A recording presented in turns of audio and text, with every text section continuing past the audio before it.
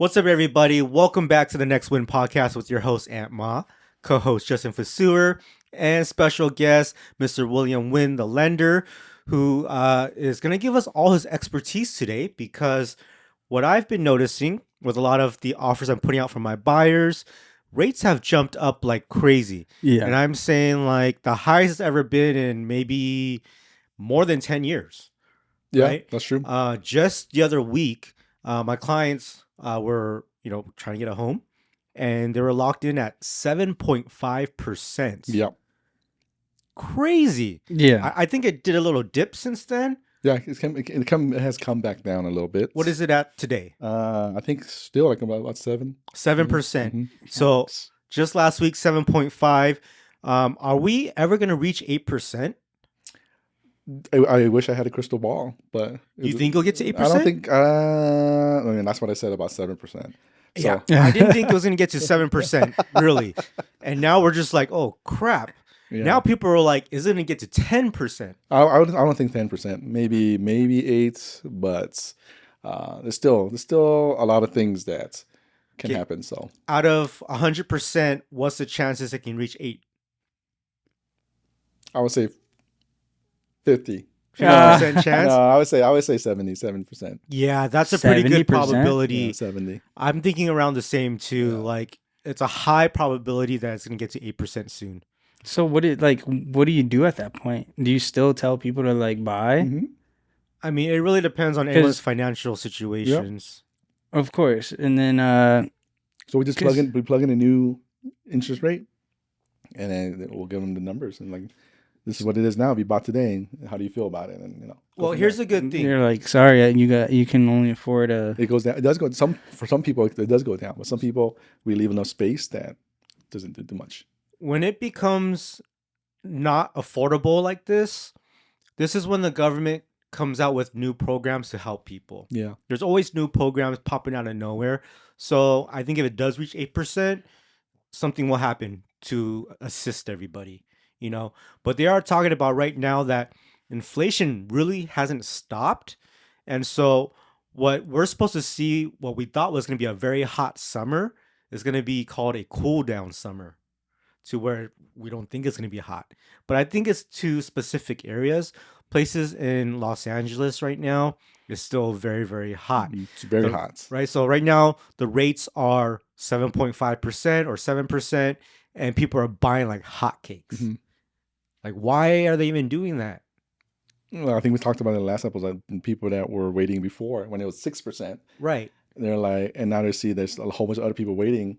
They're like, okay, I might as well just get in the house now before I get priced out, right? And then that causes that person sees his friend or her friend do it, so I don't want to miss out. So it just causes a snowball effect. But you know what I'm seeing right now is that when we're putting these offers in, yesterday we just lost an offer because someone put $100K over asking. We're back to that at a 7% rate. Like, come on, dude. Like, it doesn't make sense right now. People are buying homes because they had assistance programs, right? Free money. We had 2-1 buy downs. There are price drops. But now prices have increased because everyone's overbidding. Yeah. And now you have high rates. And I'm just saying, in the last 2 weeks, this is kind of where everything's changed. From my perspective, it just seems like a lot of FOMO. Yeah, it is. Yes. That is what I meant. So isn't that a bad thing? It is a bad thing. A bad thing as in for house prices and stuff. I think it's a bad thing from what we know, but you don't know if it is going to reach 8%, 9% in the next few months. If it does, then you're not in a bad situation. You actually made the right decision to buy. That's now. why people are afraid. They're finally listening now. Oh, they're right.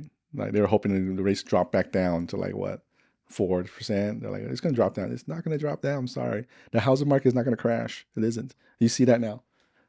People are being overbid, 100,000 over. It's back to But that doesn't mean it's not going to crash. That's not going to crash because people make dumb purchases too. You know what I mean? Well, these are people that are doing it. They have cash sitting there to overbid. Yeah, right? But it's me. I have cash. I put $100,000 into Bitcoin, and then tomorrow it goes down. That's not a good purchase. Right. True. So here we're in a very special situation right now. Right now, it's like we were in the last few months at the tail end of negotiations Yep. because, you know, uh, because it became really hot, right? And so, the special situation that I'm talking about is yesterday here in Vegas.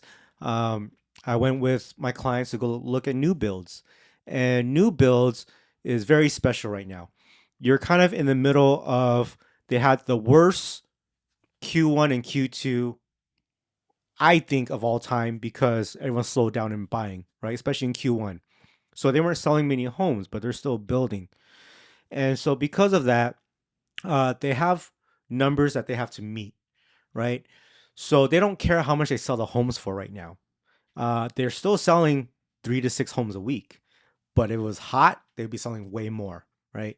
And so um, now these new builds, from what I see, is like they're thinking, okay, uh, are we going to continue our slow selling for the year, or are we going to compete with all the national builders and try to be the best? And meaning that it's a numbers game, right? We need to sell 50 more homes by by the time the quarter ends.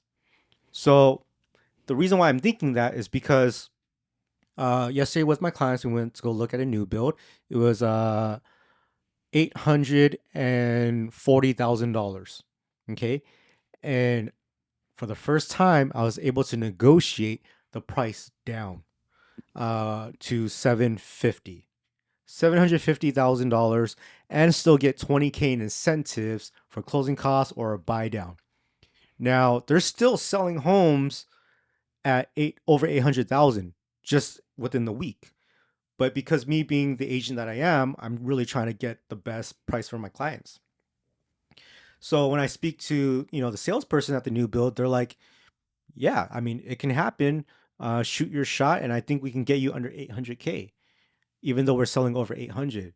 She's like, "All we want are the numbers before the year ends. We just want to sell more homes." And I'm like, "Whoa, that's crazy." So my clients are getting 100K back on a new build. That You kind of know? reminds me of my car. So like my car, I went there literally December 31st. Yeah. And then prior to this, we were talking for like a week. I was like, I want this car at this price. And it was selling for, it was technically used, but it only had 800 miles on it. And I was like, I want it at 26.8.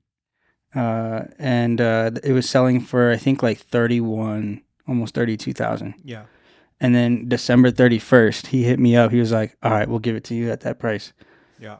They just got to hit their quota. Yeah, exactly. So that's pretty interesting. What Yeah. if they raise So it? they're doing that with the Yeah, house. because I mean, everyone's trying to sell homes, right? You don't want to be the builder that's like, we only sold 10 homes this year. Yeah, but Yeah. they'll take a loss. They will take a loss, Well- but it's a national thing. You know what I mean? There's still hot areas like Vegas. Maybe they'll lose some money, but then in LA They'll make they're it up. making money, or Miami or New York they're making money. I've also been seeing like KB homes, Yeah, like a high cancellation rate. yeah. Okay, so KB has very specific buyers. Okay. KB is known. So if you guys don't know who KB is, or KB Homes, they are a national builder all across the U.S. and they have the best prices on new homes. They look beautiful. They're a little bit smaller, but the prices are affordable. Other new builds that sell for like 600, they sell for like 450. And the reason is because, for example, let's say this kitchen island right here, for a new build, they're right now they're going really nice on their materials, where it could be like 3 inches thick, but then a KB home will be like 1.5 inches thick. It's more so you can afford the home. I see. So the materials are like that, right? Quality is still good. So when you have clients who are in that affordability range, they're already like Iffy. Yeah, so when you have these clients who looking for more affordable new builds, they're already kind of like at the top of their budget. You know what I mean? So when these rates jump up, they can no longer afford it, and that's why there's cancellations. I see. And then the other thing is Yeah. KB, because they're affordable, they can't help you by lowering the price. Maybe they'll help you with like some loan programs and get you a lower rate, but they can't help you with negotiating a price off. So it's almost like when you go to Toyota and buy a car, it's so hard. You'll spend 8 hours there to negotiate like $1,000 off. But if you go to Mercedes, oh, and within like an hour you can negotiate like 6 to 8 thousand off because they just have more space. So affordable places like KB is just way more difficult. I see. Yeah, but they might be the ones that are hurting at the end of the year and not being the nation's best builder if you're not negotiating with clients. Yeah, I've always wondered when people talk about like there's low inventory. Yeah. Does it include new homes and new builds too, or because it seems like there's low inventory, but there's hella new builds that they're trying to get rid of. When they talk about low inventory, they talk about resale homes. Oh, okay. Yeah. So they're just like, because they look at the MLS and they see, oh, we only have like 1,500 homes in the market or like a 2 month supply. They don't have the new builds on there. Yeah, of course. Yeah.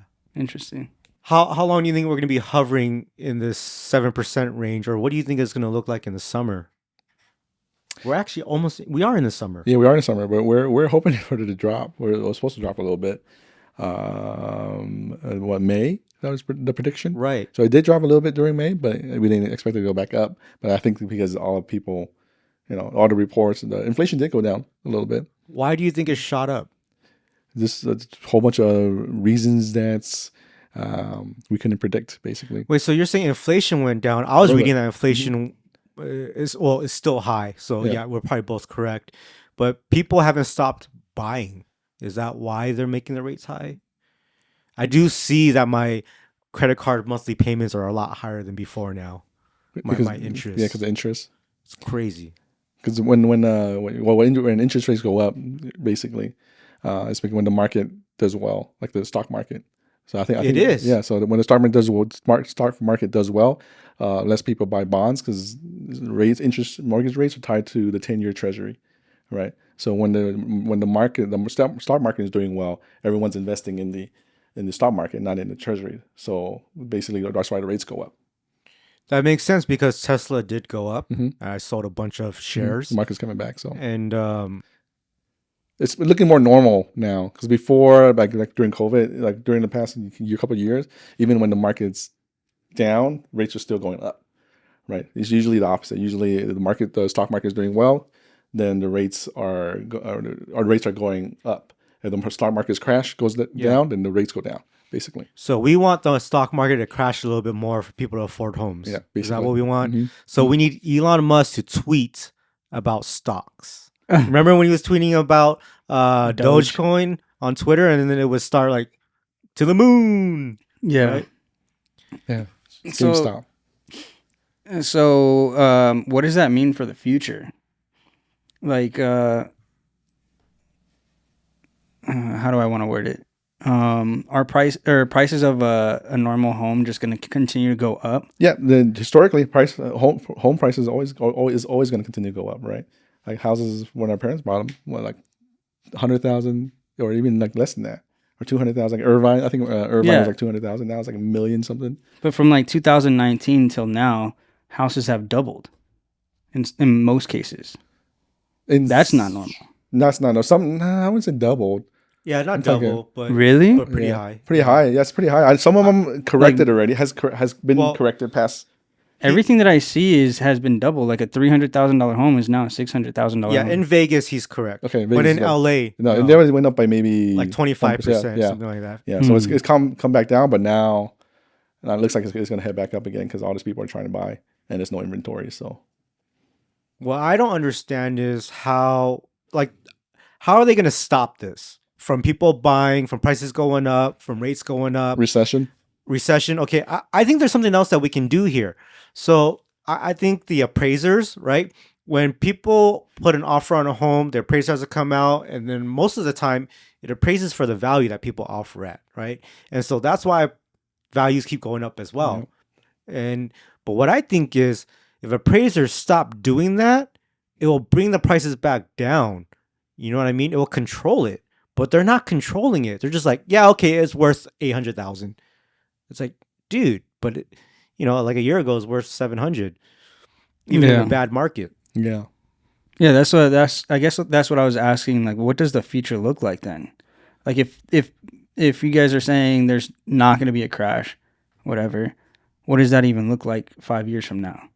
Like, is a KB home going to be $800,000 now? Depending on the area. Yeah, it really depends on the area Mhm. and how many years. I would say in 10 years, yeah, it can be double in 10 years. Damn. Yeah. Okay. Yeah, this all depends on the area. Yeah, I would say every 10 years it definitely doubles though. I think Vegas is growing a lot. So Because in SGV, Yeah. not every home was $1 million before. Mhm. They used to be like in a really expensive area, it was like 500K in like 2009. Okay. Now they're million. So what's considered affordable housing out there? What do you mean? Like affordable in the sense of the average family. Is there anything like that, or Like is in everybody terms getting of a the home condo? price? What's a good home price for a regular 3-bedroom home right now in SGV would be like 750 to 800K. And that's affordable for most families out there. It is not. so think about it. The medium income in Orange County right now, medium, that's like the average, is 235,000 per household. Mm-hmm. So that's like median. So, and then LA I think is 180. LA is 180,000 as the medium income. That's what an average person should be making. What does that mean though? That means That's the median yeah. income for a person. That's the media. That's what they have. 180,000? Mhm. For some reason, that doesn't sound right. That's very high. that's the maximum medium income. So that's like about 80%. 80% of people? Let me double check in 1 second. That sounds really high. Yeah. Like I wonder what it is out here, because I think it's like 30 to 50 out here. Well, per that's person. that's the maximum income. So let me go medium and see. Because right in Vegas, minimum wage is still like $9 an hour. Yeah. So it's crazy that Vegas is like financially 10 years behind LA, but yet the home prices have almost caught up to LA. Yeah, and that's what kind of hurts us. You know what I mean? Yeah. Because again, even in 2019, bro, like you could have afforded a house back then. Yeah. Like a normal house is what I'm talking about. Like a Yeah. um, Yeah, the 3-bedroom. homes. Yeah, Yeah. and then now you really have to stretch yourself or just downgrade. Right. Well, Vegas is growing too. So And that's kind of like, it doesn't have to be that way. Right. yeah, I'm just double check. Sorry, that was the maximum for income limits. Yeah. But medium right about 100,000 or less. So depending on the area, I think LA County is less than that. Yeah. I think I was reading between like 70 to 100. Yeah, but still, that's medium income with 70. If you made $70,000 a house, you could probably with no debt, like you have no debt, like no credit card, no car payments, maybe like 500,000. I would say less than that. Mm-hmm. If you made how much? 70,000, less than that. I think All way right, less if you than make that. $70,000 a year, you can afford a 500K home. I think that's still pretty high. That's pretty high. I think like 400. Because when I was making like Which you won't find in LA. No, no, not anymore. Like, maybe a condo. I'm One more bed. comfortable with like if I make 100K a month. I mean, I'm sorry. If I make 100K a year, I want a house for under 400K. Because with that and a 20% down, my monthly payments are less than like 1,500 a month. You know, not with today's rate, with Not the with normal today's rate. rate. I was With the like, normal rate. That's way I'm talking off, about yo. like That's your way 4 to off. 5% rate. You know, then that's more affordable. So now when you're talking about making 100K with that same money do as nothing. before, right? And now the rates have doubled, and you get a under 400K home, you're still at like Almost now you're high, like pretty high. 3,000 a month, 3,500 a month. No, like 3,000 a month.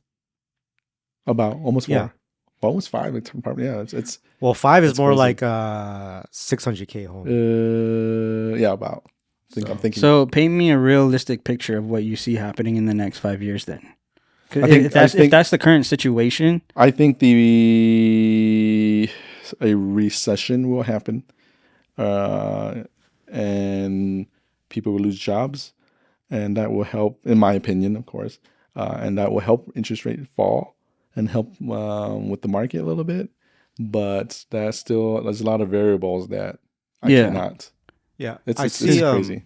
I see within 5 years, the home price is still climbing a little bit, but at some point, it's gonna flatten, and it'll flatten for like, I don't know, from year 4 to year 7. You have like a 3 to 4 year of just home prices being steady.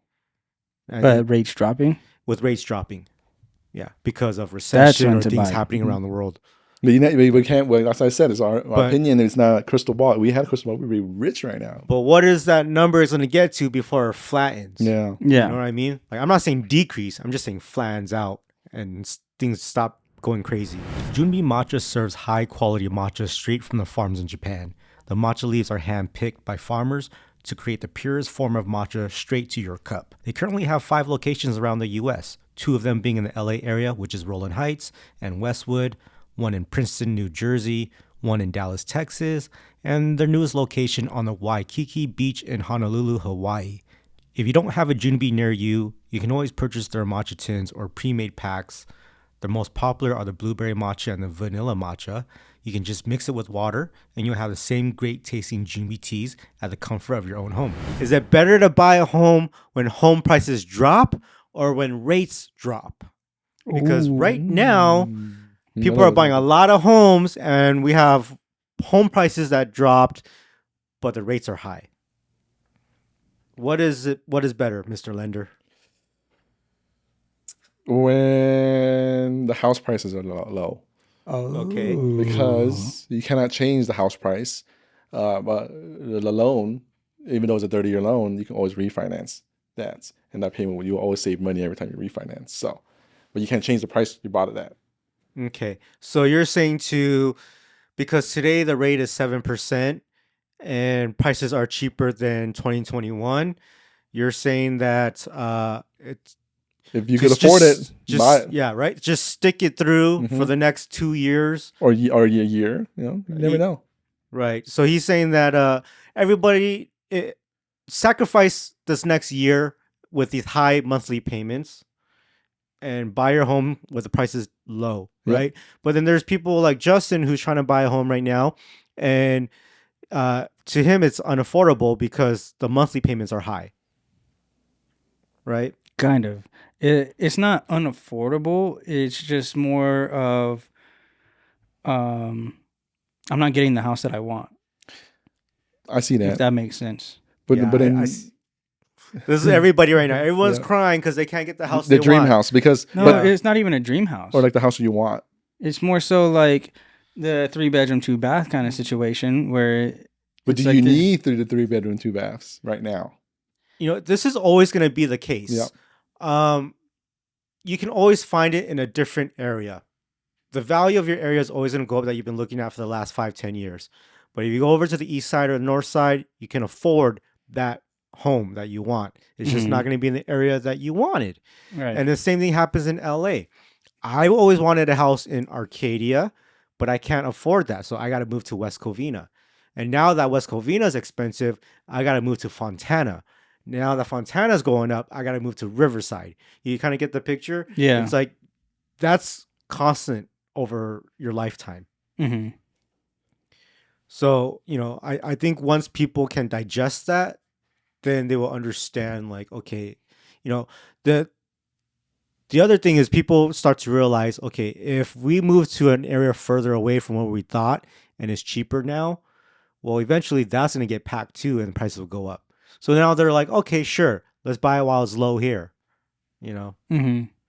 Because you want to get in the house now when it's low, and then you want to get a better house. Then you can sell this house for at least some kind of equity to put down for your bigger house. Just kind of keep the payments the same. So there's You know what I mean? options, right? So when you buy a home in a location that you don't like, but eventually it goes up and you sell it, you have X amount of money from selling the home. And now if you combine it with hopefully a better job by that time because you've grown as a person, you have more pay or whatever it is that there is, you combine those two, now you can move to the area that you wanted and buy that home, even though it costs more. Like logically, it all makes sense. Like I understand all that. I think it's just seeing the numbers double from 2019 that messes with my head. You know what I mean? It's not like everything that you guys are saying, like the price is going up in the area that you wanted. That all makes sense to me. It just doesn't make sense that the 3-bedroom, 2-bath has just doubled.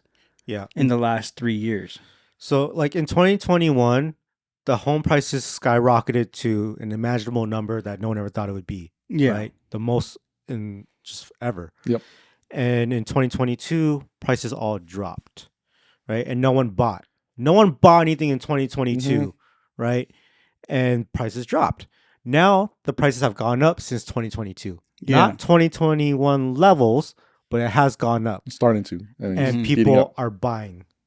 So 2022 is when we had the home prices at the lowest Mhm. and rates at the lowest. Now we're at home prices went up and rates are skyrocketing, but people are buying the most right now, and it's weird. So It's weird. Yeah. It just sucks Doesn't to that wait. tell you something?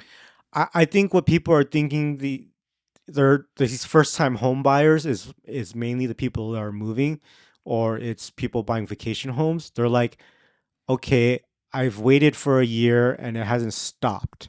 So Not I'm just missing going to out. buy now before it gets worse. Yeah. That's FOMO. what it is. Well, we're FOMO basically, and what we've been preaching for the past year, right? It's like by now, price is going to go up, and no, it's going to be a crash. Now they see, okay, it's not going to be a crash. I might as well just get in now when the prices aren't too high or too crazy. I have a client that was trying to move out here to Vegas. And while we were looking through all these new builds and homes, he was kicking himself in the ass. Every house he went to. My God, I should have bought this 10 years ago when I was touring these homes. Even he was like, I came here 3 years ago to try and make a decision again.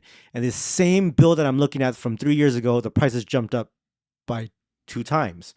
He's like, I can't believe I waited. I'm just going to buy it now. And then, did he buy it? No, he did not buy. And because the reason is he doesn't work remote, to where if he moved out of state, he doesn't get a primary rate. He gets a second home rate. And so he's like, I don't want to do that. Yeah. I don't want to buy a house with a second home rate. Well, at the time he was doing this, which was beginning of this year, the rate was like 5%, 6% for his rate. Now for a primary, it's at almost 8%. Yeah, Damn. You know, like people have FOMO, but they're still not pulling triggers. Yeah. But it's like, now how do you feel, dude? not Like, listening. I've been really pushing you for this. Now you're in an even worse spot. Mm. They just think they know more than the people that do it every day. Mm.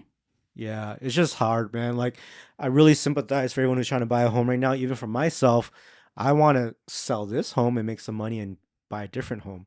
And I was hoping that when I sell this and buy a second home, that it would have been for a good price. But now I'm like, oh shit, I gotta spend more than what I thought. Mm. It's horrible, man. I'm right there with you, Justin. It kind of reminds me of when people were buying Bitcoin at 60,000. Yes. It's like a lot of FOMO. They're like, dude, you should get in now because it's going to go to 100K. Right. So when it dropped to 50 and 40s, people were like buying like crazy. Yeah. And at 30s, people started like taking out loans to buy Bitcoin.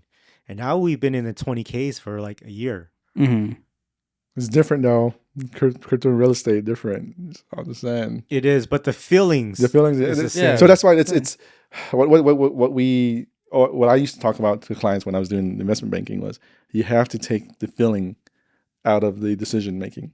Okay. That's the hardest part. That's why like stock markets when they crash and stuff, it's not because something crazy happens. It's people see it and they react. Right? Sorry, they react. And when other people see another person react, and then news blasts it, everyone freaks out, and that's why like the bank that would crash recently. Yeah, Simi Valley. They or Silicon Valley. they already figured it out, trying to save it, and then one person freaked out, another person freaked out, news caught on it, and everyone went, and then it crashed. Mm-hmm. Right, but if no one jumped on a mob mentality, they would have been okay. So. Well, that's still what's happening. There's still a FOMO. It's Yeah, still emotional. that's why it's hard. It's easy for me to say the advice, but yeah. That's why I totally agree with like what you guys keep preaching of like if you can afford it, get it. You know. Mhm. So, like that aspect, I get it. Yeah, I think the people that can afford it right now are the ones that either are getting special programs or the ones who have saved enough for a big down payment. Yep. Or the ones who are trading their homes for something else. Mhm. So current homeowners are actually in the best position because they can sell their home for a lot right now and use that money to buy another home. And that's a lot of my buyers right now, actually. But they got to move in a different state, not in the same state, depending. Yeah. Oh, in California at least, Mm-hmm. because they're pretty expensive out there still. I saw this one crazy post. It was about the Great Depression, where like people were making like $4K a year, and in that time, like if you were to put it in an inflation calculator, it was equivalent to like $88,000, and that was during the Great Depression. Yeah. But now, like the median income is like 50 or something, Like around 60, 70. Yeah, and it's like, are we in a big Great Depression kind of thing, or is something gonna happen soon? What is the Great Depression to you? Is it like a Job losses, things like that. financial? Yeah, it's like a big financial hit Yeah. for everybody. That is when people were jumping off bridges and stuff. Mhm. But right now we have a different Great Depression where people are just committing suicide because, I don't know, the stress levels, which actually is because of financial situations. Mm-hmm. Either they're not doing as well as they thought or they're losing money and, things like that. Mm-hmm. So, I mean, we're headed towards that. I don't know if we'll ever be in that again. Maybe. There's too many financially. There's a lot of regulations, and every time there's a crash or anything, all right, they come up with more rules and trying to prevent that from happening. Like when all that housing lending back in the 08, that's why it's so much harder for people to get loans now. Like I still got people coming to me, I was able to get this loan so easy now. And I was, well, that's why it's different now, because remember what happened when everyone was giving out loans like candy? So hopefully all those regulations help stop everyone, a big crisis from happening again. But you never know. That's what it is. Everyone always says, when is the crash going to happen? When is the recession going to happen? Great Depression. It's like we have so many things to step in and stop it from happening. Yeah. Mm-hmm. From the past. We're learning from the past, hopefully. But still, Yeah. So are you seeing right now with the interest rates, are you seeing like with the smaller homes, the monthly payments are basically the same as like a bigger home back in 2019? Yeah, they're increasing. Pretty much. Yeah, because the payment, Yeah. So like the price of a condo you're paying for could have been like a house. Yeah. Yeah. Well, like the condos near where I live, they were maybe a few years ago like 600,000. Mm-hmm. Now they're selling for $1 million for a condo. That's 1,800 square feet, 3-bedroom, 2-bath. And how many units are in that community? I don't know, but like over 100. Probably over 100. But they're different. It's built weird, but they're a whole bunch. No, that's crazy because like they have small communities where there's only like maybe 10 units. No, there's more than that. And there's some with 20, 30 units, and then you got the ones that are like 100 units. Mm-hmm. And it's crazy for me to think that a 100-unit community can sell each unit for $1 million. Mm-hmm. Depends on the area. Like when COVID happened, people were selling all those condos because they didn't want to be so close to everybody. Mm-hmm. They didn't want to catch COVID. They want to all buy their own homes, have their own privacy. So it's just weird that condos have cost that, come up to that much now. With the interest rates, are rental properties still a thing? Like, are people still buying homes for rental properties if they can't? Your all cash buyers are. Yeah. All cash. Okay. Yeah, they're definitely jumping in on it. Some that for the cash flow. Yeah. Yeah. Or some are just doing it to take the hit now. I see. So then hopefully it'll turn positive later. Or there's a lot of people doing seller financing, sub to stuff like that, where instead of putting a big down payment or buying a home all cash, which they can't afford, then they're using creative financing to pretty much pay the seller the monthly, pretty much getting a loan from the seller to buy a home. Yeah, and then just transferring the deed or something. Right. Yeah. So there's a lot of ways to buy a home right now. And I think if you guys are stuck in this situation where you don't know what to do, like William said, home prices are lower than 2021 and they're only going to keep going up. So get it now and then you can refi later. Yeah. I just think you just sit down and talk. Yeah. To talk to someone, a professional like us, and just go over it. Like we'll talk to you and just figure it out. If this is the most popular matcha tin, it gives you the energy you need to prepare for your day without the crash, mainly because of its high quality. Make your own matcha at home with their daily ceremonial grade matcha. All you have to do is scoop, whisk, and enjoy. So, this matcha tin is 100% pure shade grown, finely milled matcha. It's sourced from a 100-year-old farm in Japan. It pairs deliciously with other ingredients, and it fuels you to prepare daringly for your adventures ahead. How much does a refi usually cost on average, William? On average, about $3,000 to $4,000. And how are people going to get it for free? Well, with me, the lender or my company has a program where we call it a 5-year pledge. So when you do a loan with us, within the 5 years, the rates drop, you refinance, we won't charge you anything. There you go. So if you guys buy a home right now with William, okay, you buy a home with him, Through him, financing. within 5 years, you can refinance for free. Okay. This is the real deal. This is an incredible unicorn deal because I've never heard of this in my entire life where you get a free refi. And what everyone's doing right now, everyone who's buying a home, which is a ton of people, okay, people are purchasing the homes because the prices are low, and they're going to refi in the next 1 or 2 years. Yeah. That's what everyone's doing because they have a 2-1 buy down program. That's what I do, where I can help you guys get that. Even during this hot market, I'm still able to get that. And so this is an incredible advantage that not all lenders have. Why do you think your lender can do that? Because we're a big company. Okay. Big company, and we want to take care of our clients. It's like same thing as us, right? We want to make sure we take care of our borrowers, our buyers, so that we get repeat business. So the same thing. Are they losing money, or is it hidden fees? Is it getting tacked on somewhere else? No hidden fees. No hidden fees. It's just something that we're doing. So basically, if we do enough volume, we can cover the cost, right? So same thing. Because is it like this? Now, I don't want to throw you under the Yeah, bus, yeah. right? But we got to speak the truth and the facts here. Of course. So let's say the rates drop to 5%. Well, are you giving a refi at 5%, or are you giving it at 5.25, and that 0.25 is what's hidden? To be honest, it could be that way, but then also we have some say on how we work that, basically. Right. Yeah. So like in pricing, this goes in more detail, but like there's a rate that doesn't cost you anything, right? And the people that most buy houses, they know that. This is the rate that doesn't cost you anything. Points, they call it points, right? Yep. It's basically a percentage of how much it's going to cost you to get that rate. And then there's rates that will either you get a lower rates, you have to pay a certain amount of points, right? Or you want to get a higher rate, and we pay you money for taking the higher rate. Yeah. So it's a similar thing. So whatever lender you guys are using or agent that you guys are using to buy your home, I always recommend this. Highly recommend it. Okay. When you get with your lender and he gives you rates, I always ask for 3 quotes. Give me 3 different rates. One that tells me it will cost me nothing. Give me one of the best rate, and you'll tell me how much it'll cost me to buy that rate. And give me a rate where you give me money back. So you have 3 scenarios of really helping you financially and seeing different types of monthly payments.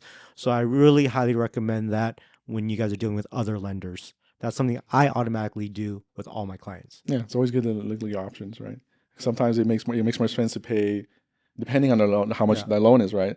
A couple $1,000s to save you. If you're planning to stay in the house for a long time, it'll save you more money in the long run when you pay like $3,000 or $4,000, for example, right, to get that rate. Yeah. Right. Or sometimes if you don't plan on staying that long, then it's not worth paying that because you won't make that money back, basically.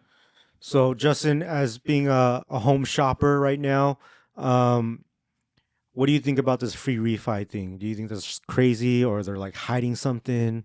What do you think about it? No, I mean, as long as I know what, the program exactly is, it sounds amazing to me. Yeah. See, the good thing is I'm a direct lender, so basically I'm not a broker. Right, I work for a direct lender, so we're highly regulated. So it's impossible for us to hide anything. We have to disclose everything. Yeah. So yeah, it's always good to look on your numbers. And Yeah. Make sure you calculate and make sure your loan officer explains everything to you. Mm-hmm. With the broker, it's a little bit easier, kind of put stuff anywhere. So I just can't believe you guys do that. I've never heard of any company. doing a free I refi. didn't believe it either. So I had to double check. I triple checked. So it's there. Right? Yeah, it's there. That's crazy. When do you think people are actually going to refinance? People who have just bought a home in the last year, We're hoping within a year or two. but with rates jumping higher, do you think that's going to happen? Right now it is. We're well. The hope is that rates will kind of stabilize and come down in a year or two. Here's my question, because rates keep climbing and it's almost at 8% right now.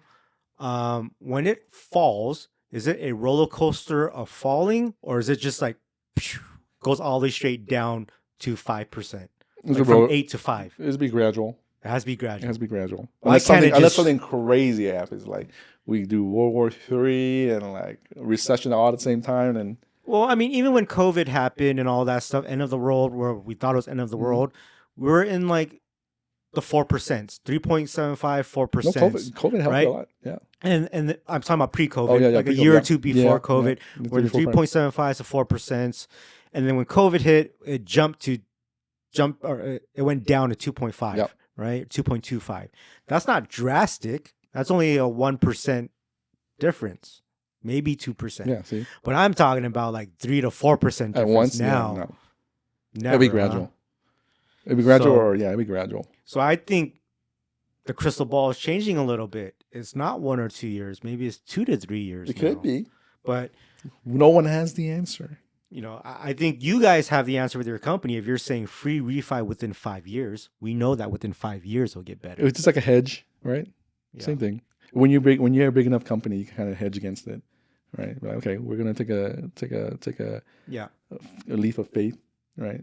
And if it doesn't happen, then we have the assets to cover it, basically. How about HELOCs? Do you give free refis on HELOCs too, or is it just on purchasing a home? No, HELOC is basically a cash out. Can you refi a HELOC? You can refi Okay, HELOCs, but it's not a free refi. Yeah, no. I see. HELOC it's a money product. It's like a credit product. So interest rates higher on the HELOC too. Yeah. Yeah. So one of the reasons why William can do this now is because he kind of jumped ships. He now works for a new lending company Yeah. that's way better and for obvious reasons. Can you tell me what other things are better with this new lender that can help everybody? Well, the previous lender I worked with was a smaller company. Okay. Right. And well, we went from a pretty good sized company to a small company. We wanted to experience we liked it because we were able to communicate with the higher ups and everything, Mm-hmm. but the processes weren't as good. Right. So we wanted a better transaction for our clients. Right. We want to make sure that when we need something done, it's quick. So we move up to this bigger company, and they're pretty big and they're pretty good. And so far, so good, because our processes, our loans are closing quickly. Any type of problem I have, they take care of it fast. And then they have all these programs, different programs to help our clients. Right. That's Like the most what? big thing. Like the 5 year, and we have in-house programs. For example, we have a jumbo loan I'm doing right now, a refi actually, to pay off a HELOC, which is like in the millions, right? And a lot of times you need 24 months of business statements for any investor. And if you know anything about jumbo loans, there are only a handful of investors. Like example, Chase Bank would be one of the investors, right? But they have their own like rules of how you can qualify for it. Mm-hmm. Our in-house ones, instead of requiring 24 months, we can do 12 months. And it's for business owners, that can help a lot, because in 2020, some people wrote off a lot. Yeah. Right. So we take 2 years of taxes. That means you don't make as much than on average. Mm. But we take that 2020 off, and you did well in 2021. That means we have more income to work with, and you can qualify for more. So like just different programs like that, just to kind One thing that I noticed since you moved companies is that the other day, so I'm writing an offer for a client in LA, and it's really aggressive right now in LA. Right, we're talking about like 40 offers per property. They're now going 100K over asking, so we have to get as aggressive as possible. Obviously, not every person or home buyer has tons of money to throw out. Yep. And like wave appraisal, I'm putting 100K down or extra. Like nobody in the right mind can really do that, except if you're like this Chinese billionaire, right? Mhm. Which is very often in LA. So other ways to get these offers accepted is by giving better terms, right? If you can close fast, if you can waive things, and as an agent, I don't like to waive appraisal. I don't like to waive loan contingencies, but it's happening everywhere. And agents are doing that for their clients. I tell my clients, I don't want to do that for you. But what I can do is I can lower their appraisal contingencies, the days. So normally you have about 17 days for an appraisal contingency, also for a loan contingency, and you close escrow in 30 days. Yep. I hit up William in the middle of the night yesterday, and I was like, "Hey, dude, we got to put a really aggressive offer. Can we close this very fast? Like, I don't want to waive the appraisal, but how soon can we have the appraisal done?" And I think, what did we do? 7 days? 7 days. 7 day appraisal contingency and a 10-day loan contingency. 14-day And escrow. and I asked you, how soon can we close escrow? 14 days. 14 days. That's half the And that's time being of conservative. a normal escrow, right? Normally, people close escrow in 30 to 45 days. Yep. Yeah. And this guy can close in 14 days. That's the good thing about having a company with a lot of resources, like move quick. Mm. That's crazy. And so one of the reasons why I actually don't like to waive the appraisal contingencies is because, well, one, I know I can. I do enough research to tell people I know what the value is, even though I'm not an appraiser. I can look at all the comps and tell you this is what I think it's going to appraise at. Okay. And educated. And this is where I think if you want to waive appraisal, we can. Just don't offer more than that. Okay. But the reason why I tell people I don't want to do that is because there are stupid people out there. And what I'm talking about is you have to trust an appraiser. An appraiser could be Justin's first day as an appraiser and it's his first house. He has no idea what he's doing, right? And this guy can go to the house and be like marking everything. Yeah, I think it's worth this much. And then all of a sudden he's like, you see on the report, it's a 1-car garage that he valued. But the house has 2-car garage. He undervalued the home at 20,000 less. You know, mistakes like that happen sometimes. It's rare, but it does happen because there are stupid people that don't do their job correctly. Yep. And then if you try to get them to come back out and fix it, sometimes they don't fix it. And so that's why I say I'm not waiving any appraisal contingencies because I don't trust anybody. You have to go on your word on other people. And how can you trust that? You know, you might get a stupid guy like that. It's scary. It happens, right? It does all the happen. time. So that's why I don't waive things. That's all. I know this went really deep on the lending and agent side here, Justin. Do you have any questions as a home buyer and what this all kind of means to you? Or what did you learn from this? It's a lot of information, actually, for me. Not Yeah, not all lenders are the same. Do you Yeah. do you understand it, or is it just too much? Yeah, I think it's too much for me. I think I have to really sit down and like hone in on it Yeah. to really understand it. Like all the appraisal stuff and all those things. Yeah. Yeah, I just need to learn more about that. You definitely have to be a second homeowner to really understand what we talked about. Yeah, I have to go Go through the through the process. process. Yeah. Yeah. So as a first-time home buyer, you know, during these times when there's a lot of information, this is why I don't give all this out to my clients in the very beginning. I kind of walk you through the whole process. So as things happen, I'll let you know step by step and you'll go with the flow, you know. But if I tell you everything from the very beginning, oh man, you're stressed, you know, and I don't want that to happen. Like for you, you know, I don't want you to be stressed out while you're trying to find your beautiful home. Yeah. Yeah. And then you're in the middle of moving from like another house. Like that's rough, man. Yeah. So that's definitely why we walk you guys through this. Yep. And hold Yeah. hold a hand. Yeah.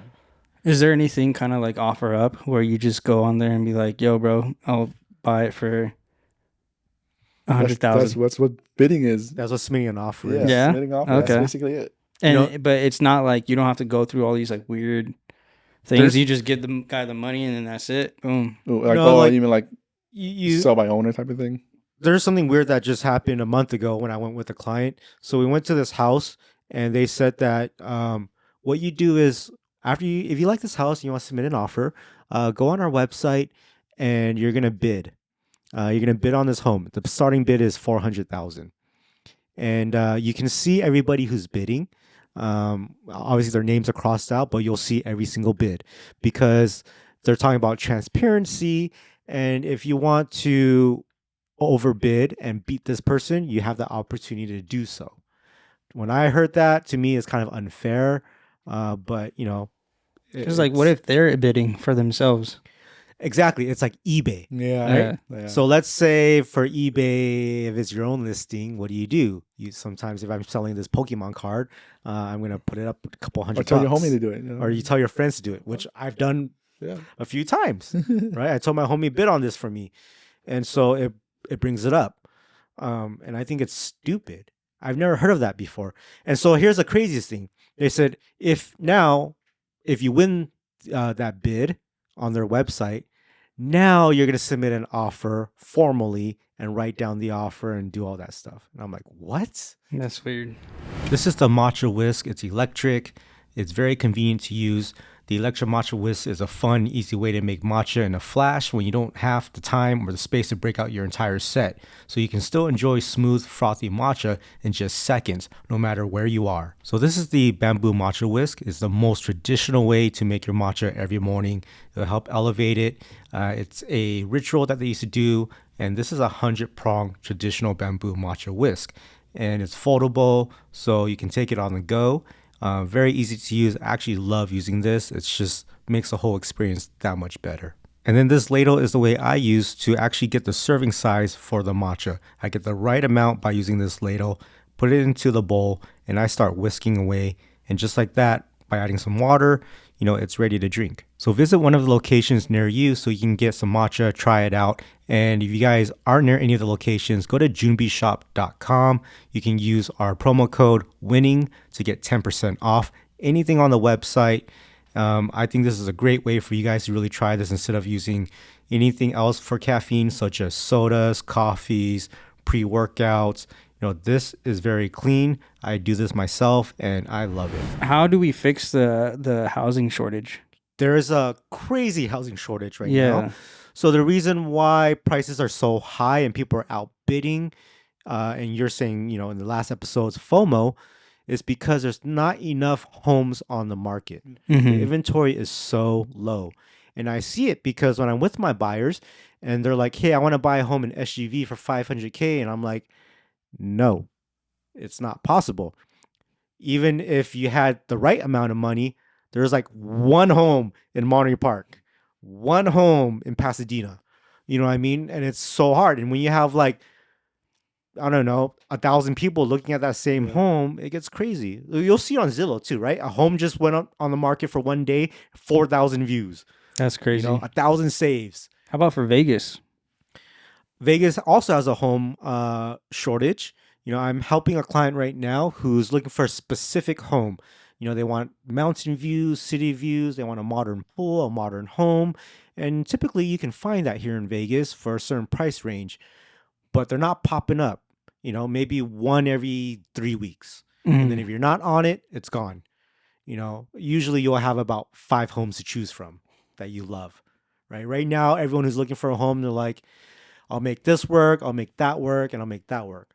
But when I was looking for a home pre-COVID, I had like 5 homes to choose from. So it's just crazy that there's a shortage. Do you know why there's a shortage right now? In my opinion, I think there's a shortage because not enough people are selling. People aren't selling, and people aren't selling because the house price is too expensive. So if they sell, they have to go buy another one. Yeah. So they're scared. They're scared of and some of these people that are selling and want to sell have lived in the house for a long time. But they're the ones that have the most equity to be able to buy another home. But then they have equity, but they get scared of the interest rate. And like, oh, now my payment's gonna if they're living there for a long time, their payments are like like $800. Yeah, $800 a month. So now from $800 to like $2,000-$3,000. Yeah. Yeah. I think that's what it is. People don't want to sell their homes. That's the inventory issue that we're having, and because people are spoiled and stuck at a 2.5% interest rate from COVID. That too. So no one wants to lose that. I had that same interest rate too. I refied during pre-COVID. I got a 2.675. I was like, I'm never leaving this. I'm never moving. And then within months, I fucking left. Wow. Like that's why people, they just don't want to sell because they think they have a good mortgage. Yeah. So how do you think that all that's going to be fixed? I think through growth, personal growth, family growth, or opportunities changing or life paths that changed. Or recession. So or people dying. Or people dying. exactly. But people are So living longer now, though. So that's a problem too. the people who are not selling are people who are already set in their lives. They don't have kids. They've been married Yeah. for a long time. They're okay with where they are. There's no more growth, but Yep. just their life path, right? So then you gotta wait for them to either die or whatnot, right? Or something to happen for them to move. Mm-hmm. And that's most of America right now. Now the ones that are keep growing, like they're getting more kids, or they're trying to move out of state. They have different directions. There's less of those people. Like I think, for example, Elon Musk was saying how the birth rate has dropped in the U.S. Well, that already tells you, right? Like, um, I'm the only one in this room where I have the young kids who are growing. So Yeah. that's why I needed a bigger home. So that's why I'm always buying more homes. You don't have the kids yet, so you're not in that situation. So you're Mhm. just chilling, Yeah. right?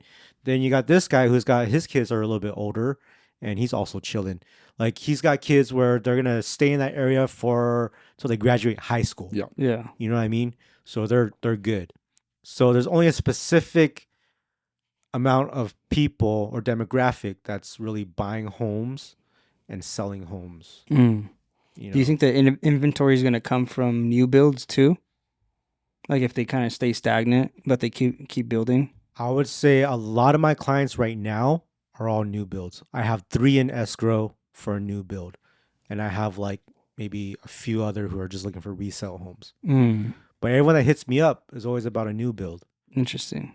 It just depends on the area. Yeah. New builds aren't everywhere, like in the area that they want. So Yeah, new builds are just in growing cities, right? Like Vegas. Yeah. Even in LA, there are new builds, but they're like in ghetto areas, which or is weird. Irvine where you can't afford them. So Yeah. Bro, dude, I've been seeing some crazy houses like North Town, or not North Town, but Vegas? like, yeah, North Vegas. Yeah. Like there was this one house, it was 4,400 square feet for $500K. Wow. is North Vegas good? Nah, on the west side of it. There's like a weird in between spot where it's like North Town / North Vegas where they meet, and you can kind of get some like strange situations going on over Okay. there. But it's weird because there's like some really nice homes there too. Like it's Yeah. a weird segment where it kind of melts together. There's actually a lot of retired people on the north side. Yeah. Isn't there? And there's also like a pig farm, I think. Whoa. So, yeah. If I remember correctly, I think there's a pig farm. So if you go to a certain area, you can actually smell it. Wow. So like you'll see a couple nice homes, like $1 million home Yeah. style kind of homes. But then you go outside and you're like, damn, it smells like shit. Just can never open the windows. Yeah. So, North Las Vegas, people say it's pretty ghetto, right? To me, I feel like it's not as ghetto as certain parts of LA. You just have crackheads, things like that.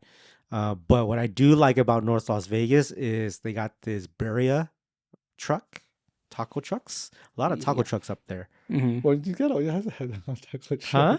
It's the ghetto. It has a lot of taco trucks. Like where we grew up in LA. That's the best, though. Yeah, you know it is the best. That's where the where culture exactly? is at. Yeah. Like, where's all the good Mexican food in Vegas? I haven't found good Mexican food yet. Only decent ones. Yeah, Northtown. North? How about and Or the even east? east too. Yeah, nothing on the west though. Where huh? exactly is Northtown? I've been there long enough so I can kind of know where. I would say like 15 to 20 minutes north of your The strip or The something. strip, so of the that way strip, yeah. towards like a Henderson area. No, that's No, south. that's south, Henderson's this south. way. Yeah. We're north then, basically. No, we're southwest. So off the strip, let's be more specific. Caesar's Palace facing. Yeah, so if you're at Caesar's Palace and you look north, like 15 north. So the Caesar's Palace freeway- facing the strip. So is that north? No, That's south then. Like imagine north is like downtown Las imagine Vegas. being at Oh, okay. I got it. That Yeah. way. That way. Okay. Yeah, yeah. Okay. That's Yeah. north. Okay. In downtown. Okay. Got it. Yeah, so from downtown Las Vegas, you're talking about maybe 15 minutes north, Okay. and you're in Yeah. North Las Vegas. Yeah. Okay. So okay. Got it. Yeah. That's the ghetto. That's where the good food's at. Yeah, Got I it. mean, downtown Las Vegas is pretty ghetto too, but there's some nice homes there, man. So they're actually really expensive. There's homes near downtown Las Vegas where you see the stratosphere, literally like you step into your driveway and you'll see like The the big thing. stratosphere right in front of you. You're like, oh wow. And it'll be like a 1-story 1950s home and it'll be like 600K. Oh wow. Yeah. I mean, No, those no. are, I've been seeing a lot of those get what do you call it? Refurbished? Renovated. Renovated. Yeah, And they're actually pretty nice. they are. Yeah, I've seen some with some really cool pools, Yeah.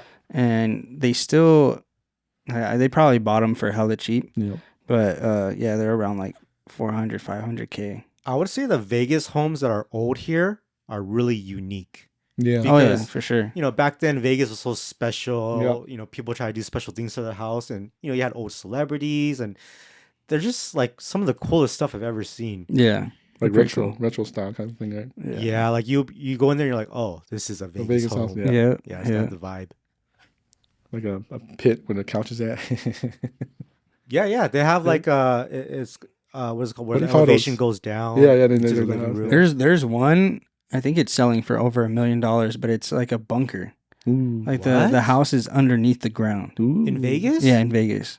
What? So it's like, it's underground. The house is in there, Yeah. but then they've also built like a fake outdoor area where there's like a pool and A everything. real pool? Yeah, real pool. Where do you park?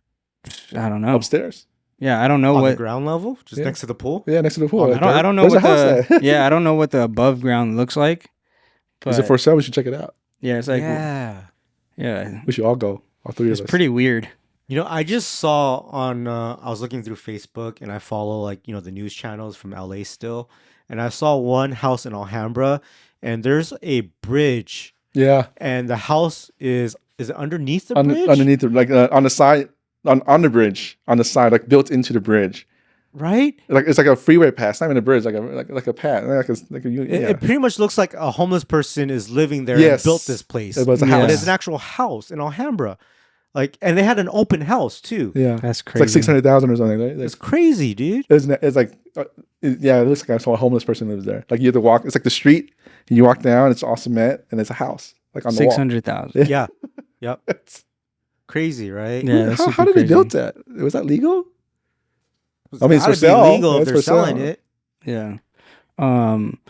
I've also been seeing some houses in Henderson that are really nice, that are pretty affordable. That's another thing that's kind of weird about Henderson. I was looking at the price history of Henderson, and it didn't go up that much. It did in the area, I would say, if you go like 5 minutes past Green Valley, it's the prices start dipping down because Mhm. that's like more of your older part of Henderson, Yeah. or like you're getting so far away from the strip that it's just there's nothing around. Yeah, Right. but even like Seven Hills, Yeah, that area didn't go up that much. it didn't. From what I saw, no. It's just always there was- expensive. Yeah, I mean there was houses that were, I think, like maybe 500K in 2012 or Yeah, something. now they're 700. They're like 600 to 700, but that's Yeah. not that much compared to like other places where they went up 100%. Right.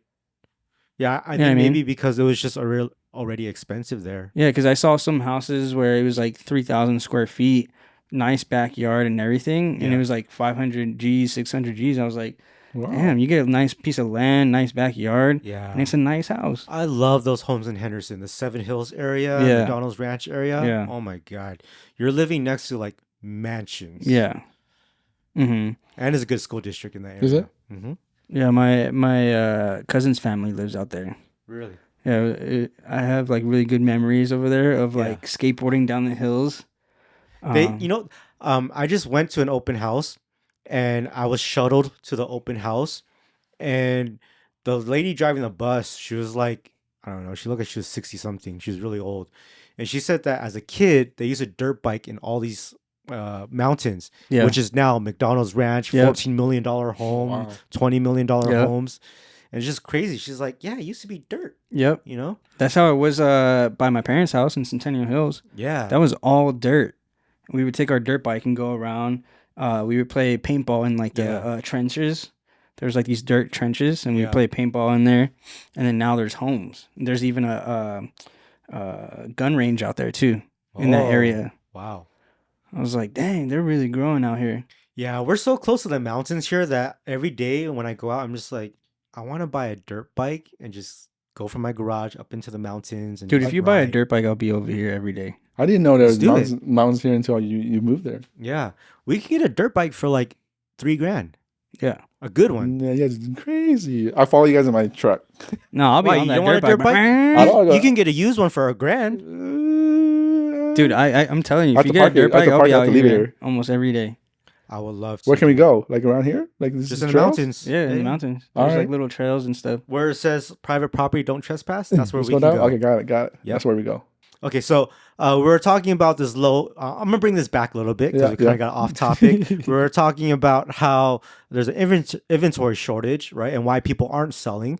Well, how do we get it back to having demand, or back to people selling their homes? What's gonna do that for people? There's no solid answer because if there was, it would be fixed by now. I think it would be lower interest rates Lower, To sell their homes? No. to sell their homes, yeah. so they can because Oh, they yeah, gotta buy I another got home, it. Yeah, Yeah, lower maybe. lower interest rates. That could happen. right? I think that's what it is. Everyone just doesn't want to buy another home with a high rate. Yeah. Well, you gotta tell the big government help us lower the rates. Dude, it's so crazy too because there's so much land. Yeah, Like when you're flying in an airplane, Yeah, it's a lot of you're that. like, bro, this little city and we can't build more homes. Uh-huh. I mean, we Yeah. are, but yeah, they could. it's like we So have much land. we have land for everybody. right. Yeah, Yeah, we do. But Yeah. then we feel like There's no nothing's land. there's nothing available. it's like a whole nother country can come in here. Yep. My God. All right, guys. I hope you enjoyed this episode on the podcast. We've been uploading shorts every single day on YouTube and 5 times a week, these 15-minute clips. And also, if you listen on podcast platforms, Spotify, Apple, Amazon, Google, please subscribe. Those go out every Monday. So we appreciate you guys. And we'll see you guys next time on the Next Win podcast. All right, guys. So head over to thejumbishop.com and you can get 10% off anything on the website by using our promo code WINNING.